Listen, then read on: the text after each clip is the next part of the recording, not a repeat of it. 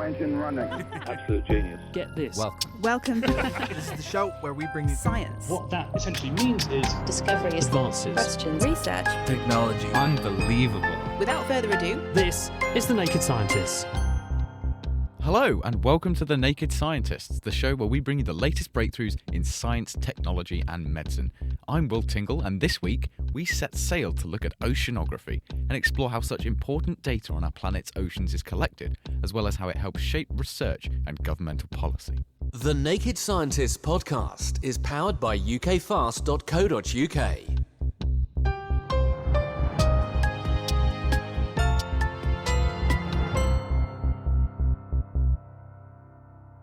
Our planet's oceans are under significant stress. 40% of the fish caught at sea is bycatch and is killed without ever being eaten. Carbon dioxide entering the water from the air is making the seas more acidic and dissolving the shells of crustaceans and microorganisms like coccolithophores. And millions of tons of microplastics are affecting food chains and altering the development of some creatures. A paper just out shows that some sea urchin larvae aren't growing properly for this reason. But to solve a problem, you first have to understand why it's happening. And a key component is data. Unsurprisingly, when it comes to oceans, that means getting your feet wet. And a lot of marine study is done aboard research vessels. And one such vessel is the Royal Research Ship Sir David Attenborough. The ship, operated by the British Antarctic Survey, was launched in July of 2018, hosts the infamous autonomous underwater vehicle Boaty McBoatface, and cost £200 million to build. Now that sort of money means the research vessel packs a serious scientific punch. I got the chance to visit just before the ship set sail a few weeks ago, bound for Antarctica. I do remember, as a young budding zoologist, making a promise to my parents that one day I would meet David Attenborough. But as I turn the corner here at the docks at Harwich, I do have to say I remember him looking a bit different on the telly. But regardless, it does sound like we're going to be treated to a tour of this ship, including the labs and the data centre. But before that, we have a couple of very special interviews to do up on the bridge, so let's go and have a look.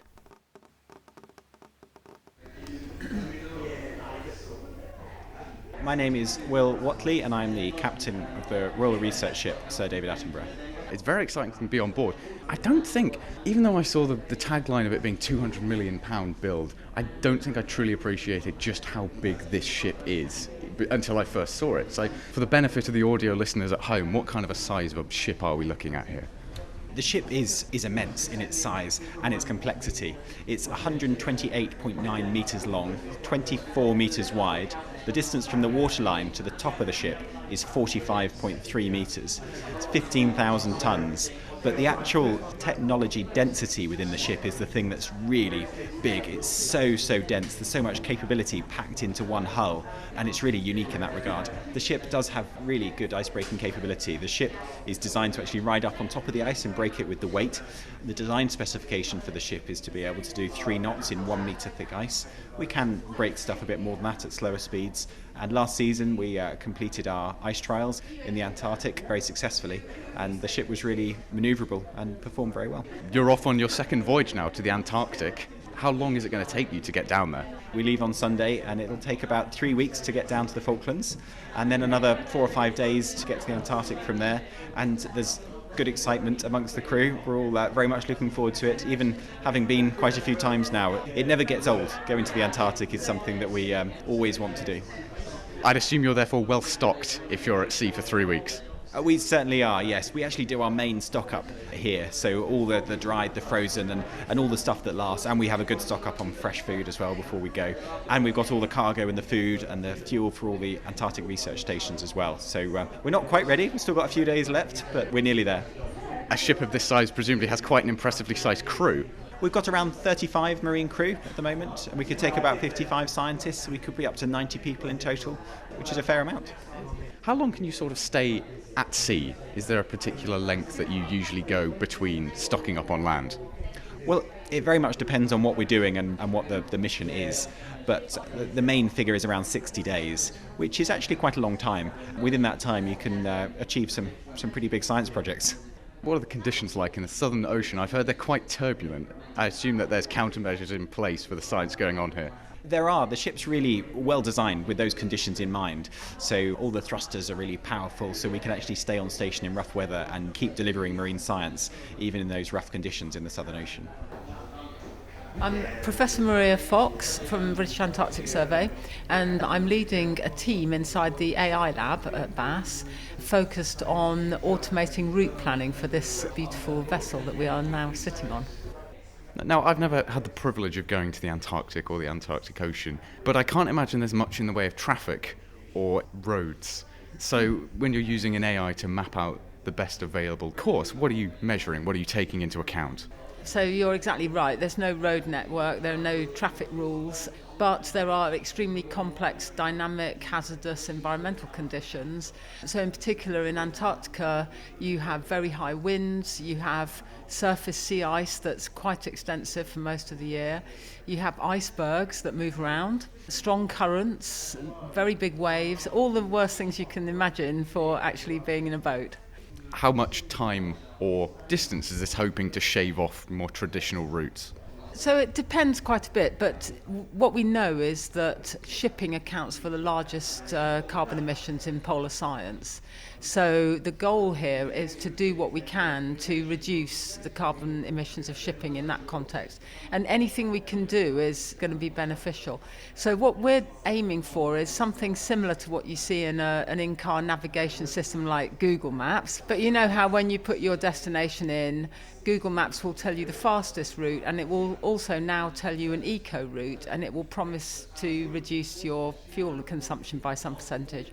So we're aiming for a similar thing where the captain sets the goal of where they're trying to go, and we will generate alternative routes, fast ones, low fuel use, low carbon emissions, etc. And usually that involves trying to avoid travelling through the thick ice because that is extremely fuel expensive. And these measurements that you're taking, presumably a lot of parameters, are they coming from measurements taken on the boat or are they taken from satellites? Is it a mix of the two?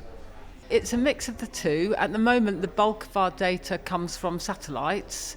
So we have several different forms of data, but it can be seen as measurements of quantities like current or wind or sea ice at particular geophysical locations in the ocean. So we get that data from satellites primarily, but historical data sets, even forecast data sets, weather forecasts, sea ice forecasts and so on. So yes, lots of different kinds of data, but it has to be given to us in a way that we can relate to locations in the ocean.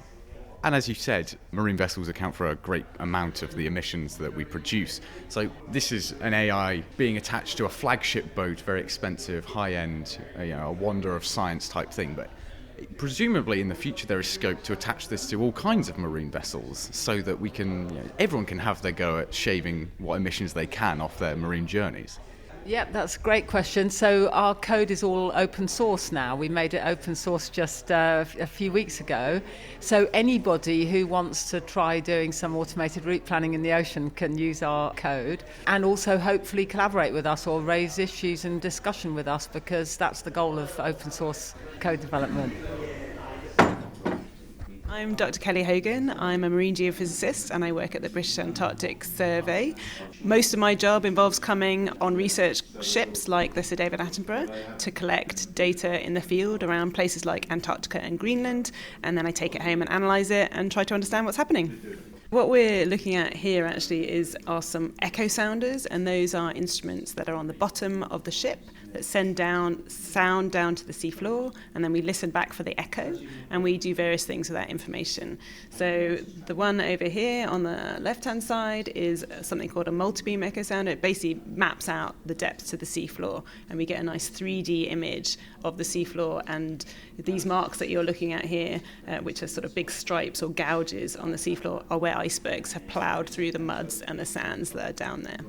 Another kind of echo sounder that we have here looks just straight down from the ship and straight back up again, and we get the layers of sediment that are there on the seafloor and just beneath. And we use that to, if we want to take a sample from the seafloor, we use that to see where there might be good layers to go and target.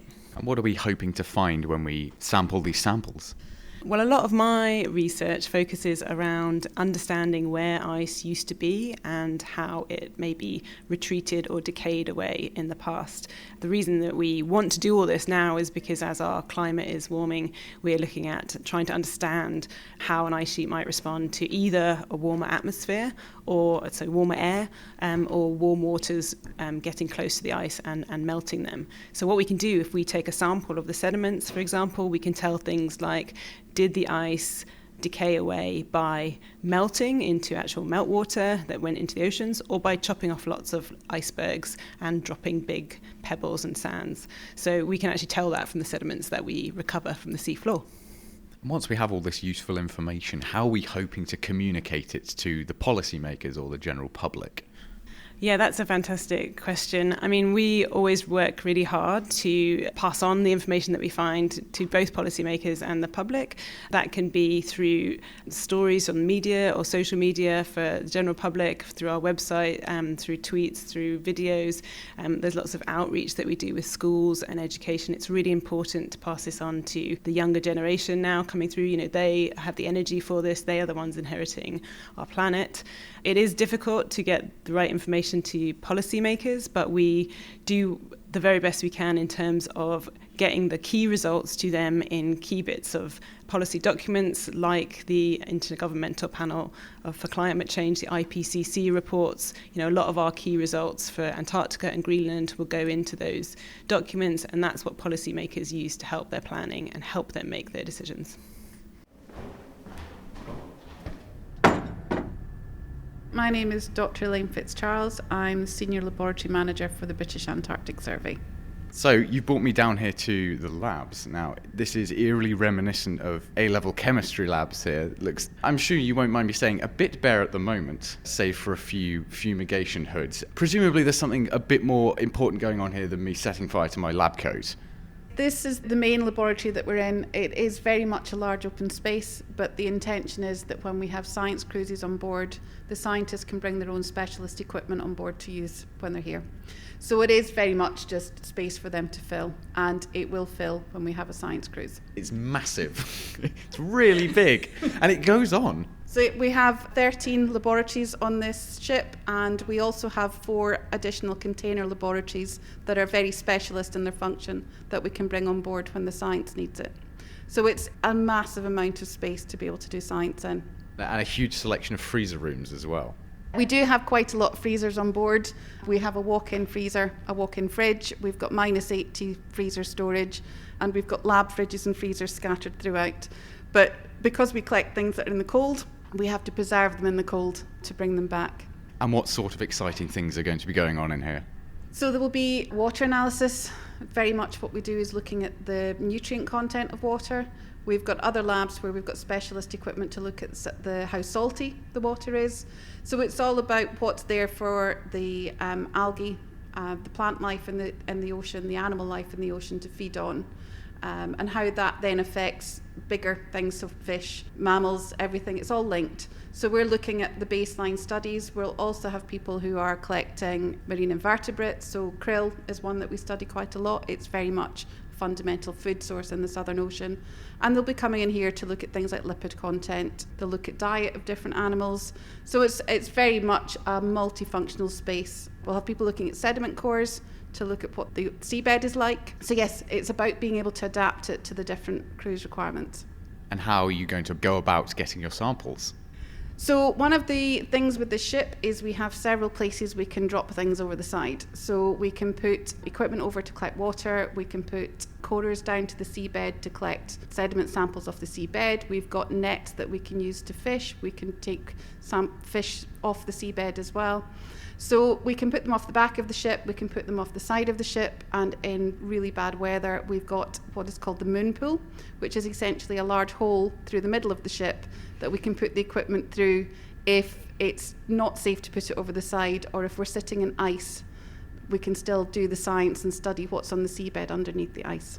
When someone explained to me what the moon pool was, they said, it's a giant hole in the middle of the boat. And I was, surely that sounds a bit counterintuitive. I'm going to assume that you will have it all sorted out. Yes, we do. So currently it is closed. We have a cover over the top, so we make sure that it's safe, and we would only open it when we're actually needing to use it for science. But it's very much just a hole through the middle of the boat. It doesn't affect the boat's safety. We've done a lot of modelling on how it affects the boat's performance when it's at sea as well. So it's perfectly safe, but it is a hole through the ship.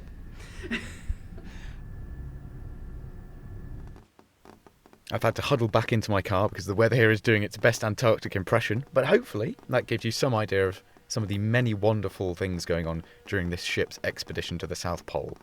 And to the RRS David Attenborough, bon voyage. And I'm sure you'll be pleased to know that the ship survived its voyage through the Atlantic and is currently docked up in the Falkland Islands for a resupply. The Naked Scientists podcast is produced in association with Spitfire, cost-effective voice, internet and IP engineering services for UK businesses. Find out how Spitfire can empower your company at spitfire.co.uk. Music in the programme is sponsored by Epidemic Sound, perfect music for audio and video productions. You're listening to The Naked Scientist with me, Will Tingle, and this week we are doing a deep dive into how our oceanographic data is collected, and then how it's used to form research into our planet's climate and policy. So now that we have seen where much of the oceanographic data comes from, next comes the task of turning that raw data into something like a model or a map that people can use. Emma Boland from the British Antarctic Survey specialises in modelling the Antarctic Ocean to see how the changes in salinity and carbon dioxide are affecting how water around the South Pole moves. She takes much of her data from research vessels such as the Sir David Attenborough and spoke to me about how this collected data is behind the forefront of research and science policy. I mostly use computer models in my work. So I look at representations of the ocean, in something that's a bit like a version of Minecraft, but mostly just the ocean in it. And what we do is we do experiments on the ocean that we can't do in real life, but the models are only as good as our observations, because the only way to get a good model is to compare it with the observations to check if it's doing a good job or not. So we really, really need things like the Sir David Attenborough to go out and take these important measurements for us so we can check our models. And the Sir David Attenborough is particularly important because it's going to spend half the year in the Southern Ocean that surrounds Antarctica. The Southern Ocean is what we call a data desert. We really don't have very many good observations of the ocean there. That's partly because it's so inhospitable. It's got very strong winds, strong waves, and half the year there's lots of sea ice around, and also because it's just very far away and hard to get to. So every single measurement that the Sir David Attenborough takes is going to be really valuable. And what sort of data would you be hoping that it takes in order to help your research? Well, really importantly, we just need more measurements of basic things like temperature and salinity as we go down into the ocean. So satellites can look at the surface of the ocean, but they can't tell us what's going on in the inside. We really need to go out there and take physical measurements. So one of the things that the Sir David Attenborough will be doing is dropping pieces of equipment off the side that will go further down, deep, kilometers deep, to take temperature and salinity measurements from down deep. The other thing that's great about the Sir David Attenborough is it's really going to act as a mothership for lots of extra measuring equipment. So we'll send out things like Boaty McBoatface, which is what we call an auto sub. It's a little yellow submarine that's controlled from the ship, and we can send that out to take measurements under the sea ice where we can't get traditional equipment. Boaty McBoatface was tragically absent from my visit, which was a real great shame, but it's good to hear it's still doing good work.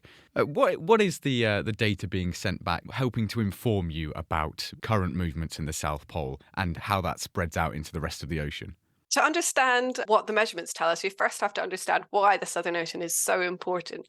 So it might feel very far away. It is very far away from us here in Cambridge, but the Southern Ocean plays a really, really important role in the climate system. In fact, it plays a bit of an outsized role. It's about a third of the ocean, but it takes up about 3/4 of the heat and half of the carbon dioxide that the ocean takes up for us. So it really plays a kind of outsized role. We sometimes call it the lungs of the ocean. So a lot of heat and carbon dioxide from the atmosphere enter into the ocean there, and they get locked away for hundreds or even thousands of years. So it's doing us a great service in that if that heat and carbon dioxide wasn't taken up by the ocean, it would stay in the atmosphere and make the global warming that we experience that much worse. So it's doing this really important role, taking up heat and carbon dioxide, but we don't have very many measurements. So we don't really understand exactly what controls those numbers. So what determines how much heat and carbon dioxide go into the Southern Ocean? So we need more measurements to try and work out the processes that are going on down there. With a changing climate now that we have, do you expect these movements and these tides and these currents to change in any significant way? We do expect changes. So especially in the Arctic, we've got sea ice melting very rapidly. In the Antarctic, it's more of a mixed picture. We've got some areas that are losing a lot of sea ice, other areas where sea ice is growing. And that changes the amount of really cold, salty water around Antarctica. And that water then enters into the rest of the ocean and affects the whole of the circulation of the oceans. So we're already finding through the measurements that people take for the British Antarctic Survey on previous research cruises that these kind of currents are changing. The amount of cold, dense water that's being made around Antarctica is reducing, and we don't really know if that's going to continue into the future. And that's where the models come in. If we can model these processes and find similar things going on in the models, then we can play the model forward and see what might happen in the future. All of this research is all well and good, but if it can't inspire a policy change or a change in the public's outlook, then perhaps it isn't truly serving its purpose. So how can expeditions and research like this help to inform governmental policy and public perception? Well, that's very important to mention because the British Antarctic Survey are representatives of the UK government. So we have a really important role to play. First of all, the science, as I discussed, is really important to help us understand how the climate is going to change. If we don't understand how the climate is going to change, we can't make effective policy to deal with that change. And the other thing is that where our work really highlights the importance of this amazing ecosystem out there. So all the wildlife that you see, even the wildlife that you can't see, there's very important ecosystems happening in the ocean with krill and all sorts of things.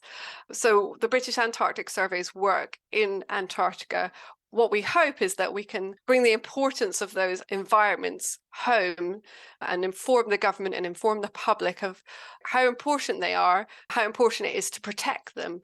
I don't know if you remember on Frozen Planet a few years ago, some of our researchers revealed for the first time the extent of plastic pollution that was making its way all the way to those really pristine environments in Antarctica. And that had a massive follow-on impact on changing the way that the UK looks at plastic waste. So it's really important to keep raising awareness of the kind of importance of these environments and how they're changing. Emma Boland from the British Antarctic Survey. The extent of oceanographic data is not just for measures of physical changes to our planet's hydrologic systems. It also plays a key part in ecology and conservation. Indeed, a study out just this week shows that whales, which not only play a pivotal role in keeping ecosystems healthy, might also be so massive that they act as carbon sinks as well.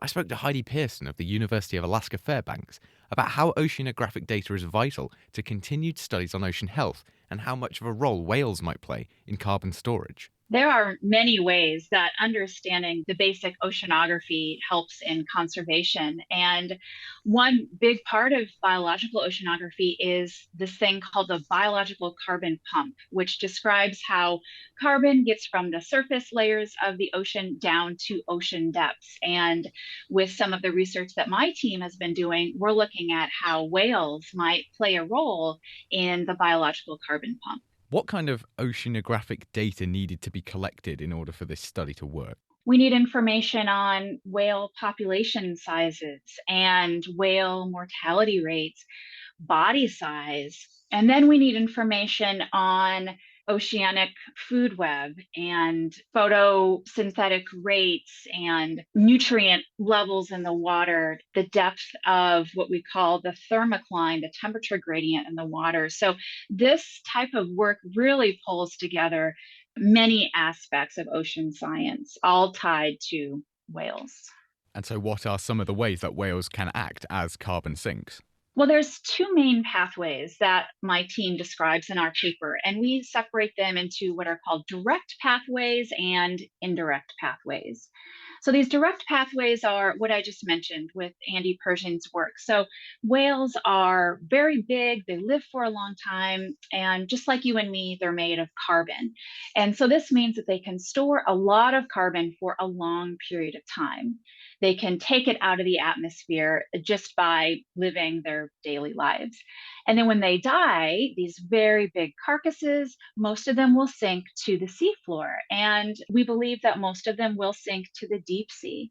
And sinking to the deep sea is really important in terms of carbon fate, because once something that is made of carbon, like whales, sink to the deep sea floor, that carbon will be trapped from the atmosphere for thousands of years, maybe even longer. And so that's really the exciting part about understanding this carbon sink.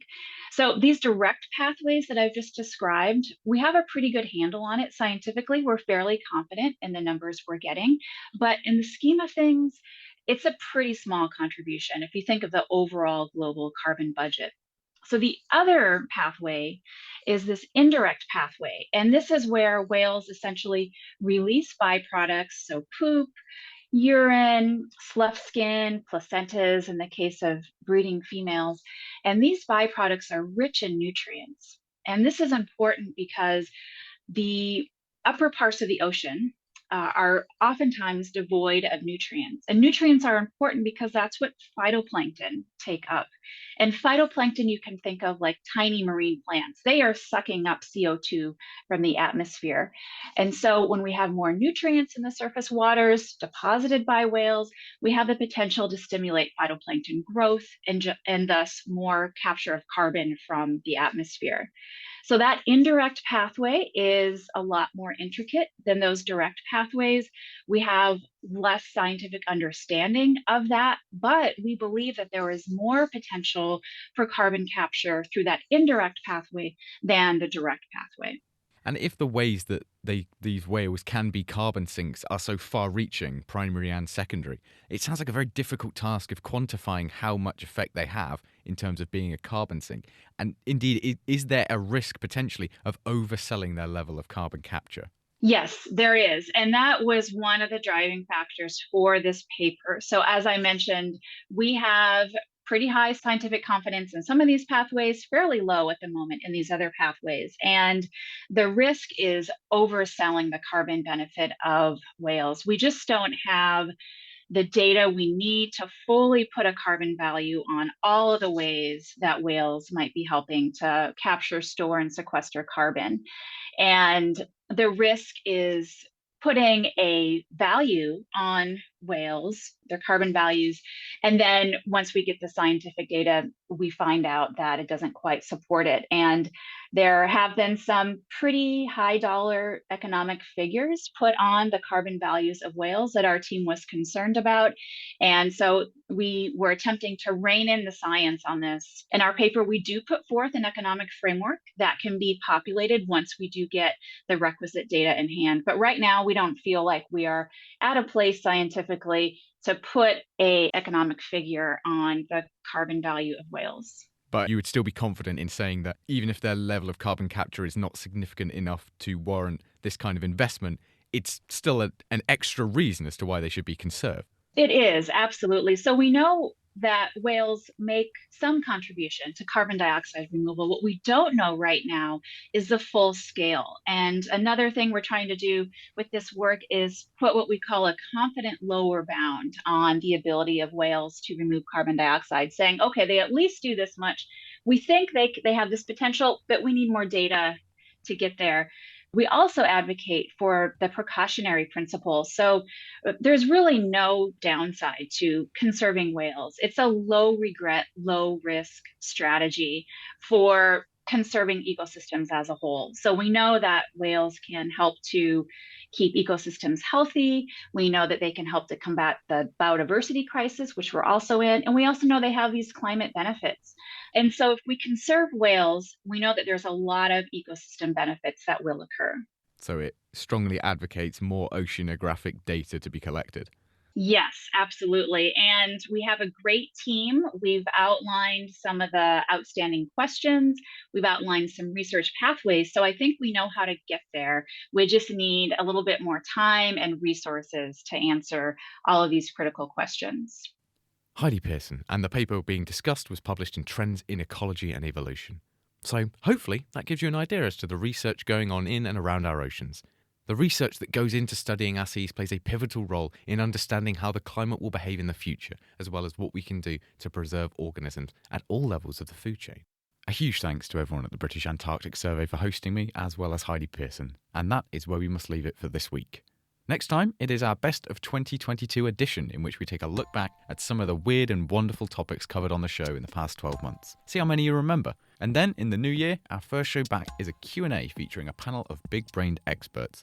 So if you think of any scientific quandaries in the meantime, send them over to chris@nakedscientist.com. The Naked Scientists comes to you from the University of Cambridge's Institute of Continuing Education. It's supported by Rolls-Royce. I'm Will Tingle. Thanks for listening. And until next time, goodbye.